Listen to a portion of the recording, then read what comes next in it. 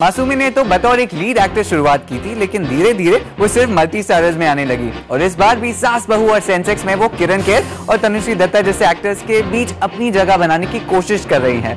हमने की उनसे एक खास बातचीत कि आखिर क्या है सास बहू और सेंसेक्स का फंडा। सास और बहू के बीच रिश्ता तो सुना था, लेकिन अब तो सास बहू और सेंसेक्स के बीच भी कुछ खिचड़ी पक रही है और इस खिचड़ी में लगा है बॉलीवुड का मसालेदार तड़का। जी हाँ, ये नाम है जल्द ही आने वाली एक फिल्म का। लेकिन सास बहू और सेंसेक्स का क्या फंडा है, ये आपको समझाएंगी मासूमे। सास बहू Sensex is basically a take on today's urbanization is what the film is mainly about. But it's a comedy set in that. It's more like a satire set in that. So it's good fun. It's more like the Saas Bahu depicts the family and the Sensex depicts modern India. So it's like family situated in modern India. That's what the film is really about.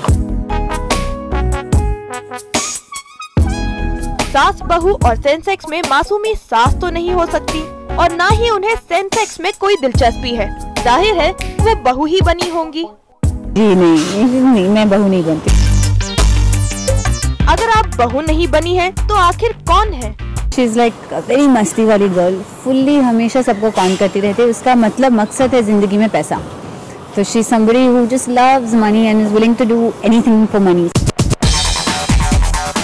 एक con artist यानी कि role में खूब सारी variety, लेकिन ये बात भी सच है कि अब तक ऐसी कई फिल्में बन चुकी हैं जिनमें अलग अलग तरह के कॉन आर्टिस्ट दिखाए गए हैं। ना जाने मासूमी के किरदार में क्या नया होगा। She's naive. It's not कि मैनिपुलेट करना चाहती है सिचुएशन को। उसे बस लगता है कि अगर आपके पास पैसे हैं वो पैसे मेरे हैं, तो किसी के पे पैसे हैं वो उसके पैसे हैं। मासूमी के करियर में अब तक ऐसी कोई फिल्म नहीं आई है जिससे उन्हें बहुत ज्यादा फायदा हुआ हो, फिर भी वो अपनी फिल्मों के सिलेक्शन से खुश है। और क्या पता सास बहू और सेंसेक्स के चक्कर से उनके करियर को भी रफ्तार मिल जाए। रोमा श्रीवास्तव, ज़ूम, मुंबई।